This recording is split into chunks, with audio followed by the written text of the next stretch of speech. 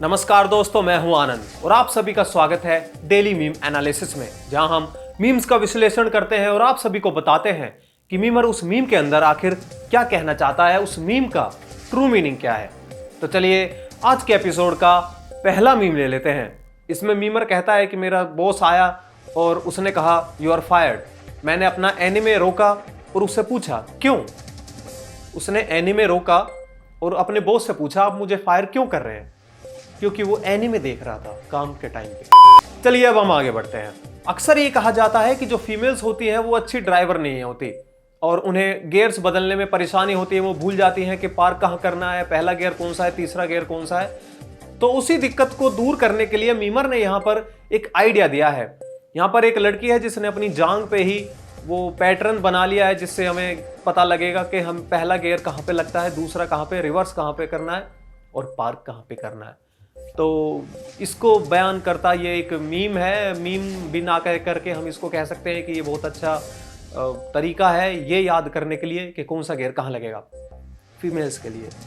चलिए अब हम आगे बढ़ते हैं और देख लेते हैं अगला मीम क्या है। देखिए दोस्तों, यहाँ पर एक बच्चा है जो कहता है मैं 8 साल का हूँ और मीमर कहता है 8 और फिर बच्चा कहता है हाँ मेरा जन्म 2012 में हुआ था। और फिर मीमर का ये रिएक्शन है एक्सक्यूज मी व्हाट। यानी जो बच्चा 2012 में जन्मा था वो अब 2020 में 8 साल का हो गया है। यानी 2012 वाला इतनी जल्दी वो 8 साल का हो गया। यानी जो मीमर है वो कुछ पुराने टाइम में है और वो सोच रहा है कि 2002 वाला बच्चा भी 8 साल का हुआ होगा, क्योंकि टाइम फ्रेम बहुत बढ़ गया है।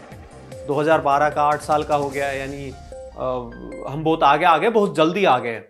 तो वो अभी भी 10 साल या 20 साल पीछे चल रहा है मीमर। वो ऐसा ही है जैसे हम कहते हैं कि 2000 में जो बच्चा पैदा हुआ है वो अब 20 साल का हो गया, गैप बढ़ रहा है।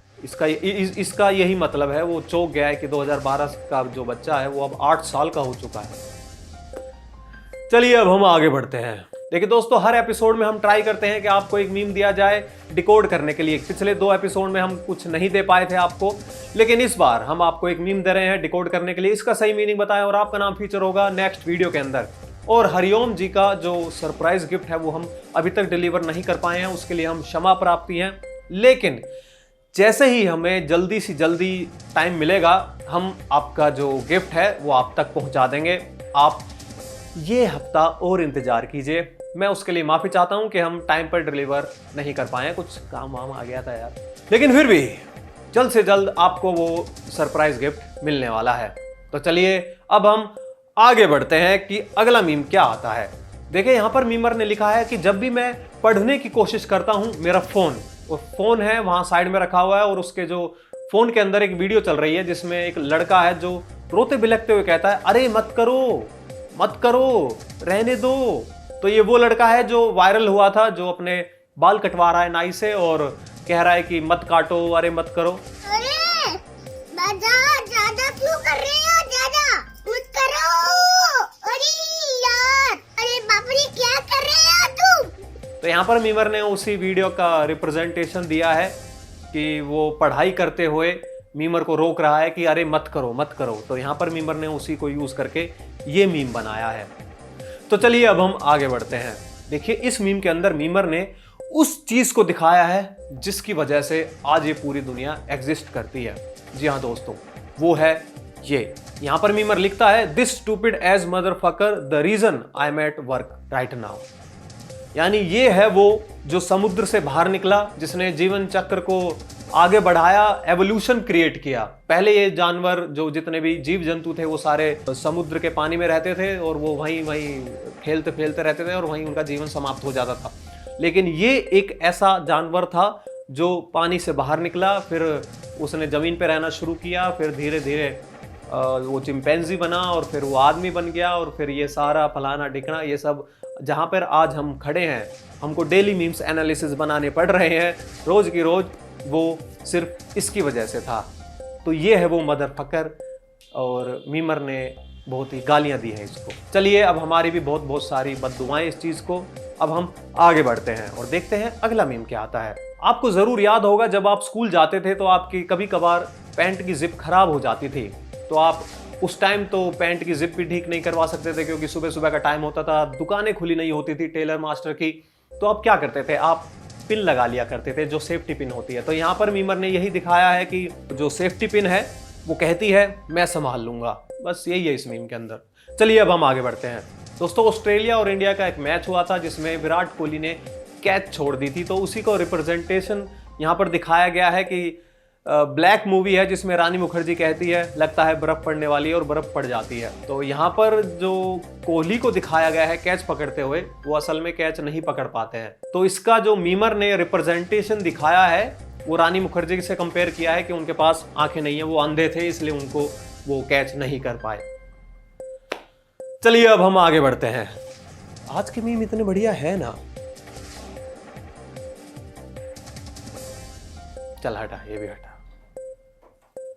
सिंपल दोस्तों। यहां पर मीमर ने विंटर सोल्जर कैप्टन अमेरिका की टेम्पलेट का यूज किया है, वो लिफ्ट वाला सीन, इस पे कई सारे मीम बने हैं। तो यहां पर एक और मीम आपके सामने है। यहां पर कैप्टन अमेरिका कहते हैं what is the opposite of lady finger, और जो आदमी कहते हैं क्या, वो कहता है मेंटोस। मेंटोस, लेडी फिंगर का जो उल्टा हुआ वो मेंटोस कैसे हुआ? लेडी फिंगर यानी उंगलियां, और मेंटोज, मैन टोज अंगूठे, लेडी यानी औरतों की उंगलियां, लेडी फिंगर, मैन टोज।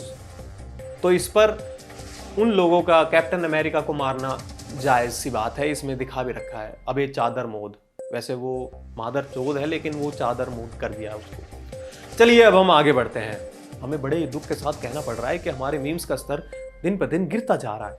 देखिए दोस्तों, मीमर ने एक सवाल उठाया है कि जितनी भी नेटफ्लिक्स की जो सीरीज आती हैं, नेटफ्लिक्स ही क्यों, जितनी भी अमेजोन प्राइम है और कुछ और भी जो स्ट्रीमिंग सर्विस है, उनमें जितनी भी सीरीज आती हैं वो दिखाती हैं कि जितने भी टीनेजर बच्चे होते हैं वो प्रोम करते हैं, म्यूजिक कॉन्सर्ट प्ले करते हैं, फुटबॉल खेलते हैं, बास्केटबॉल खोलते हैं, मर्डर की मिस्ट्री तक सोल्व कर देते हैं।